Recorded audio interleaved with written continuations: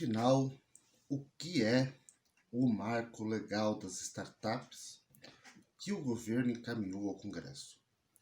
Jogo rápido, acompanhe aqui, se inscreve no canal para você saber disso e de outras informações sobre o ecossistema de inovação brasileiro, que a gente está sempre aqui trazendo boletins em cima do lance, ok? Então vamos lá. Ontem à noite, segunda-feira, a Secretaria-Geral da Presidência informou que o governo, o presidente da República, estava encaminhando um projeto de lei complementar que criaria o marco legal das startups. Hoje de manhã foi publicado no Diário Oficial a mensagem do presidente da República para o Congresso, encaminhando o projeto de lei, e ela foi recebida pela mesa diretora da Câmara hoje no meio do dia. E aí a gente pôde saber realmente o que tinha nesse projeto hoje, na hora que a Câmara recebeu, porque daí o inteiro teor foi publicado lá no site da Câmara, e eu li, e até postei no site do Inovação Aberta já, um pouco dos detalhes que eu vou trazer nesse vídeo, mas é importante você acompanhar aqui para você saber, então, que aqui eu vou explicar algumas coisas com mais detalhe, porque lá eu fui muito no texto da lei, né? Antes de tudo, para vocês entenderem, o Marco Legal das Startups, embora seja uma iniciativa do Poder Executivo, ele não nasceu dentro do governo, tá? Nem deste governo. O Marco Legal das Startups, ele surge de uma conversa no ecossistema de inovação. Existe um movimento chamado Dínamo, do qual fazem parte a B Startups, a Anjos do Brasil, a BVCap, o Google, alguns empreendedores individualmente, como o Kiko Afonso, que é o presidente do Dínamo, o Felipe Masso, que é um dos principais líderes do Dínamo, enfim, algumas aceleradoras, como Startup Farm, enfim. O Dínamo, lá atrás, também tem o Pedro Ramos, que é um advogado, é importante falar do Pedro Ramos, que ele faz parte dessa história. Lá atrás começou a fazer um levantamento de que precisava de um arcabouço legal para que as startups pudessem operar, e não só as startups, mas todo o ecossistema, né? Quer dizer, o ecossistema de investimento, o ecossistema de empreendedor, precisa proteger o empreendedor, precisa proteger a tecnologia, precisa proteger o investidor. E a lei brasileira não dava conta dos desafios do ecossistema de inovação. Então, em 2018, o Felipe Matos e o Pedro Ramos, do escritório Batista Luz, se juntaram e fizeram um levantamento das regulações de startups no mundo, tá? E disso saiu um estudo que está publicado no site do Dínamo. Eu vou colocar o link aqui na descrição para vocês poderem seguir, ir lá e baixar, está disponível de graça, só deixar o e-mail lá, tudo, né, na internet, deixa o teu e-mail, baixa e passa a receber esse pelo resto da vida. Não é o caso do Dínamo. O Dínamo, nesse sentido, é muito coerente. E esse estudo começou a fomentar um debate com o FINEP, com o Ministério da Ciência e Tecnologia, com o Ministério do Desenvolvimento, que existia na época, faz parte do Ministério da Economia, para se construir um marco regulatório de startups no Brasil, dentro da realidade brasileira. Inclusive, algumas discussões, entendendo algumas dores específicas do ecossistema e tudo mais.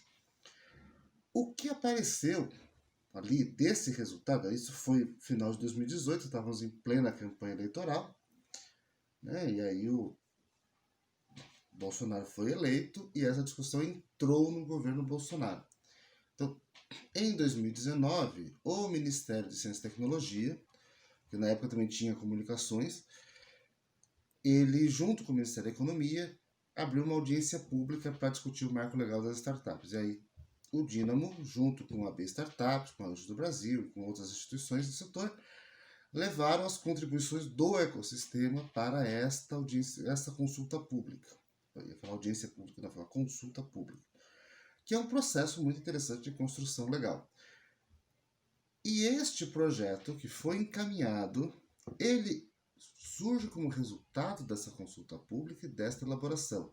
Tanto que o que está ali são muitos dos apontamentos e das sugestões que estavam na discussão inicial feita no Dínamo. Se você ler o playbook do Dínamo, você vai ver assim, um depara muito fácil. Então vamos ver o que tem no projeto de lei. Tá? Vamos lá, eu estou com ele aqui, estou olhando aqui. A primeira coisa, ele cria, que é a grande reivindicação do setor, uma definição legal de startups. Porque no Brasil você tem uma definição legal do que é microempreendedor individual, do que é microempresa, do que é empresa de pequeno porte, né, do que são sociedades anônimas, mas você não tem do que é empresa de base tecnológica, que existe em algumas leis, mas você não tem uma definição que dê conta de startups, que são empresas de base tecnológica e crescimento acelerado. Né? Ela pode em algum momento ser pequena empresa, depois não ser mais. E ela segue uma dinâmica muito diferente. Assim, tanto que quem já empreendeu com startups é o desafio até de você abrir uma conta em banco. Porque você precisa de produtos financeiros que o banco não tem. Né? Hoje está mais fácil. Hoje algumas coisas você resolve com gateway de pagamento, enfim. Mas em 2016, há 4 anos atrás, era impossível você abrir uma conta em banco que tivesse os serviços adequados para uma startup. Porque, e um dos problemas quando você vai à política pública é que a ausência de uma definição legal dificulta que você crie políticas para isso. Né? Então, o que acaba acontecendo? Tem várias leis que criam regras específicas de startup. Então, por exemplo, tem um município no Brasil que criou uma lei de fomento à startup, meio que dá desconto de IPTU. Startup não tem ativo imobilizado, geralmente. Porque fica em coworking ou fica em parque tecnológico. Então, esse tipo de IPTU não serve para nada. E a regra deles para qualificar como startup impediria que uma empresa de, por exemplo, de educação, de uma edtech, pudesse ser enquadrada ali, e ao mesmo tempo uma agência de marketing digital poderia se tornar uma startup pelos critérios da regra. Que é um critério tão indefinido que acaba que a legislação tem que criar o seu próprio critério e gera esse tipo de distorção. Qual é a definição de startup que está no projeto de lei que o governo mandou para o Congresso? É uma empresa, primeiro ela tem que ter 6 anos de constituição e faturamento máximo de 16 milhões no ano. Tá? Isso é mais do que a empresa de pequeno porte, que é 3 milhões e 600. Mas ela tem que ter, ou ela tem que ter lá no contrato social, quando fala assim, qual é a finalidade da sociedade empresária, né?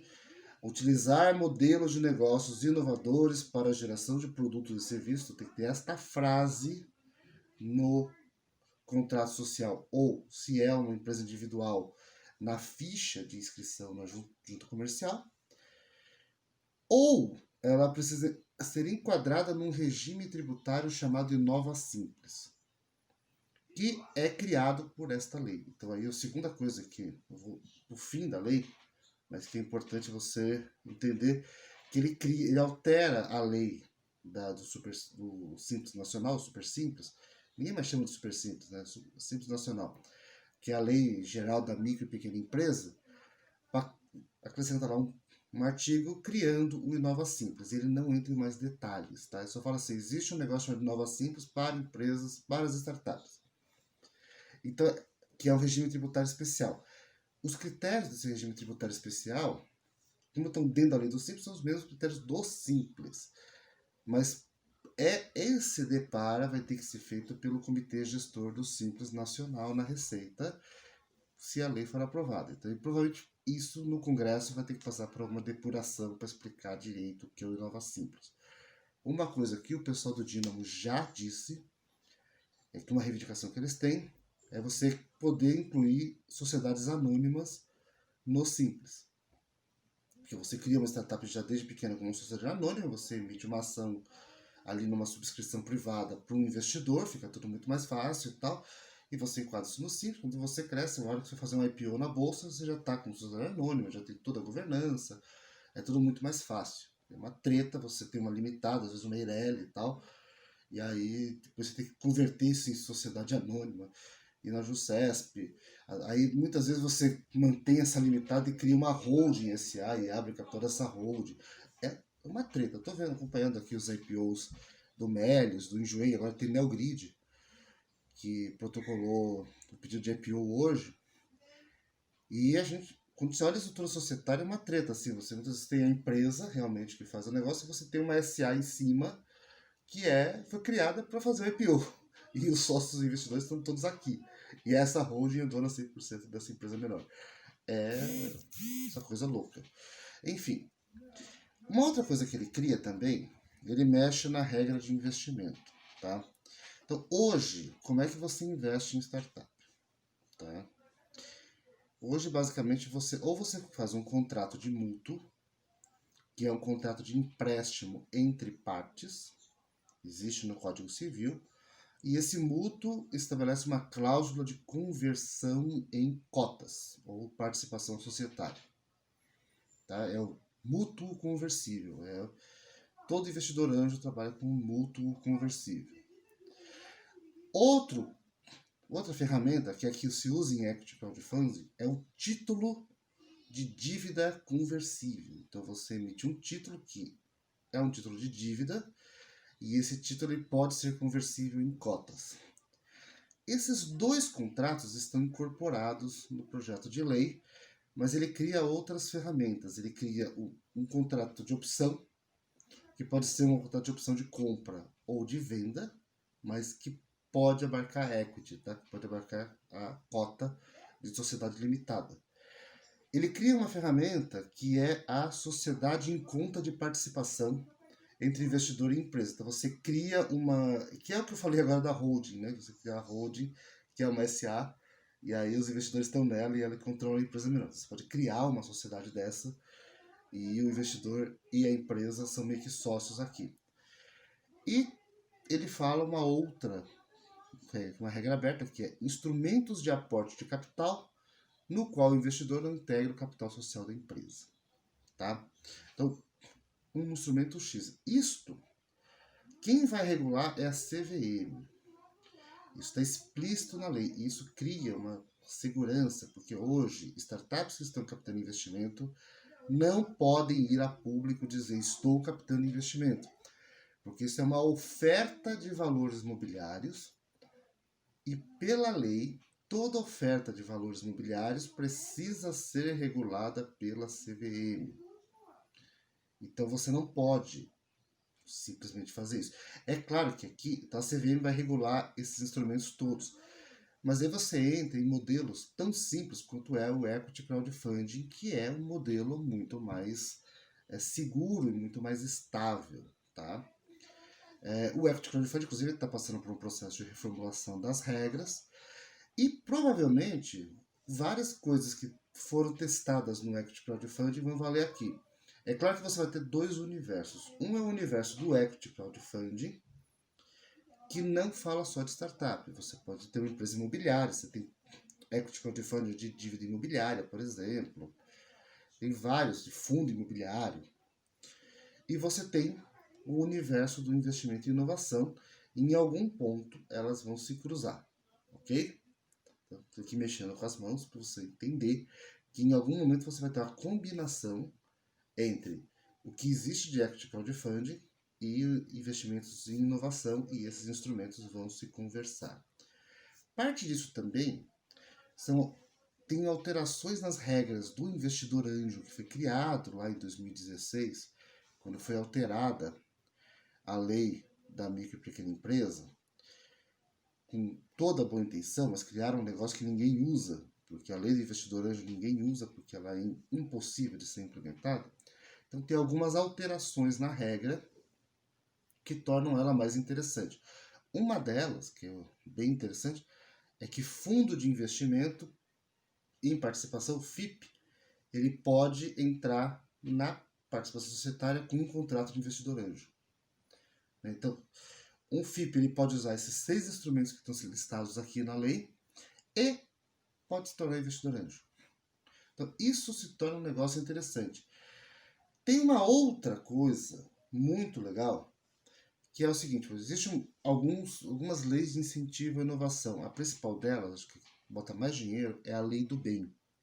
A Lei do Bem ela estabelece um percentual do imposto que a empresa tem para pagar, ela pode direcionar para investimentos em tecnologia e inovação.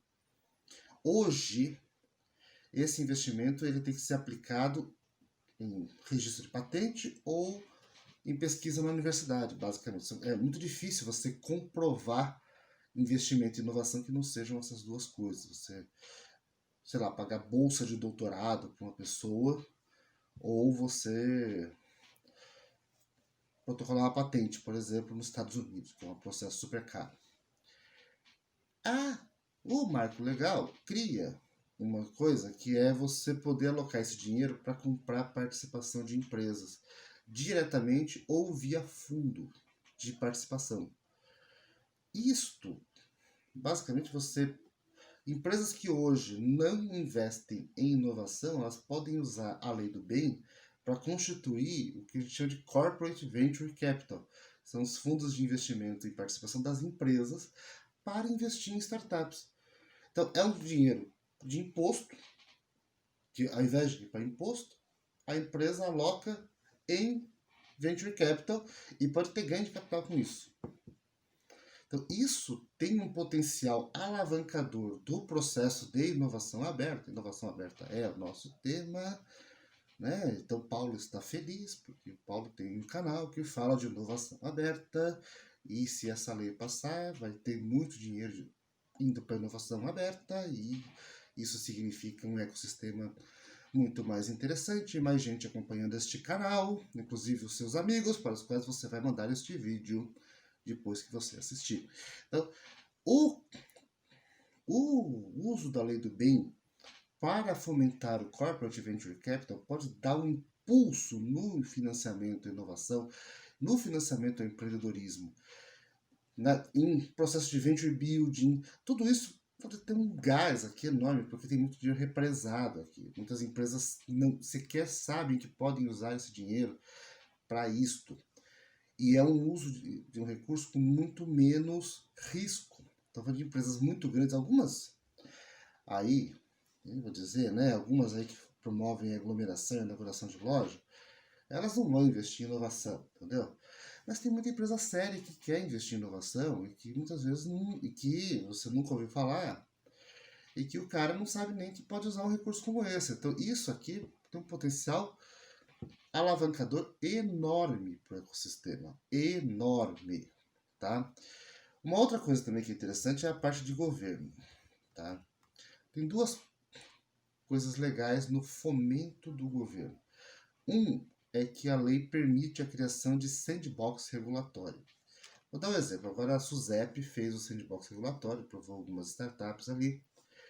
Isso é um ambiente em que você pode testar modelos de negócio que a regulação ainda não dá conta e ver se eles funcionam. E você pode colocar um limite no tempo, um limite no escopo, fazer essa experimentação no ambiente controlado, fazer ali um contrato, né? Você recebe a empresa e testa algumas coisas, e aí com isso você pode adequar a regulação para poder fazer com que essas coisas cresçam e sejam mais utilizadas, tá? O sandbox regulatório, ele é uma ferramenta muito interessante para você fomentar a inovação em ambientes regulados. É o caso de saúde, é o caso de energia elétrica, o setor financeiro nem se fala, porque se você experimentar no sistema financeiro sem controle, você põe em risco a economia do país. Né? As pessoas perdem seus empregos. Então, o sandbox regulatório, você permite que você teste fintechs, por exemplo, para coisas muito específicas, e ali você testa, e do aprendizado feito naquele teste, você pode inovar a própria regulação. Então, esse tipo de prática passa a ser regulamentada pelo Marco Legal das Startups, se ele for aprovado, tá? E ele cria também processo de compras governamentais de inovação. Então, ele cria, dentro da lei de licitações e tudo mais, tem um modelo ali na lei muito detalhado de edital de licitação para inovação que cria um tipo de contrato chamado contrato público para solução inovadora. É um contrato de no máximo 12 meses e de no máximo R$1.600.000. É importante esse limite, por quê? Porque é uma forma de você delimitar o risco que você está colocando no dinheiro público. É um processo de inovação que pode dar certo ou dar errado, você delimita o valor para evitar que se gaste muito dinheiro com isto. Ok? O processo de compras governamentais, então, depois ele pode vir a se tornar um contrato de fornecimento, mas ele é uma ferramenta interessante. Por exemplo, a gente tem em São Paulo Pitgov. Então, o Pitgov pode resultar em contratos como este. Isso é interessante. Prefeituras podem, por exemplo, fazer editais para tecnologias de smart cities, usando esse tipo de contrato. Então, isso é um negócio muito interessante para fomentar tecnologias, especialmente tecnologias em que o mercado não vai pagar. Quem vai pagar é o setor público. Né? Então, assim como as de mercado, você pode usar a lei do bem e criar e fazer investimento em corporate venture. As do setor público, você pode usar um processo de Pitgov por meio desses contratos públicos de solução inovadora.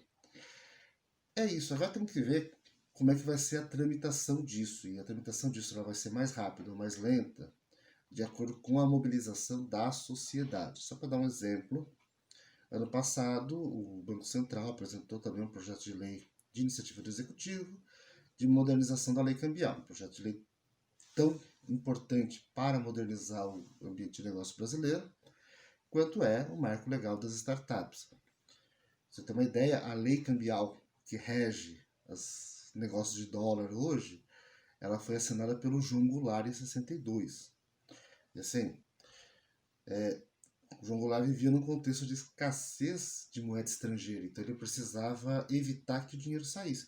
É uma lei restritiva, é uma lei que dificulta que você faça negócios fora do Brasil. Ela sobreviveu à ditadura militar, as reformas lá do Roberto Campos, do pai do atual presidente do Banco Central, do vô do atual presidente do Banco Central, à redemocratização, aos planos de desenvolvimento do Geisel, à redemocratização, à Constituição de 88, ao Collor, né, com todo o processo de abertura de mercado, ao Fernando Henrique, todo o processo de modernização ali do governo Fernando Henrique, ao Lula 1, ao Lula 2, a Dilma, a pedalada, ao Temer, né, com todo o processo de reformas que o Temer promoveu, e só agora estão mexendo no câmbio. Este projeto sequer tem uma comissão constituída na Câmara para discutir.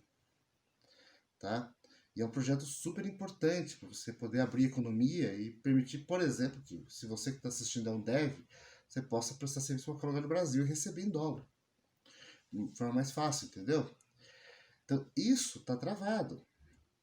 Com o marco legal das startups, pode acontecer a mesmíssima coisa. O que vai fazer a diferença de travar ou não travar? É se o ecossistema se mobilizar para fazer o projeto andar. Entendeu? Então, assim, tem um trabalho muito forte de pressão sobre a Câmara aí e de conversa sobre a Câmara, tanto para melhorar o projeto, né? O que o Dinamo apontou, por exemplo, que fez falta. Tem questões tributárias, que tirando Inova Simples, o projeto não avança e tem um risco tributário muito grande no investidor anjo, que não está endereçado na lei. Isso pode ser resolvido no Congresso. E tem uma questão na lei trabalhista, que, por exemplo, existe o contrato de vesting, no qual a empresa se compromete a passar uma participação societária ao funcionário em troca de cumprimento de algumas metas. Isso, por exemplo, isso é um contrato completamente paralelo, isso não tem previsão na lei brasileira. E a gente pode, o que estão querendo é criar um processo de opção de ações para fins de remuneração do trabalho, sem criar risco trabalhista para as empresas, né? Então, isso é uma discussão também que pode vir a entrar no marco legal na discussão do Congresso. Só que para isso, de novo, envolve mobilização, né? Envolve a gente acompanhar e, enfim, eu vou acompanhar a tramitação disso por dever de ofício, né? Faz parte do meu trabalho. E acho que é importante você que está assistindo também acompanhe.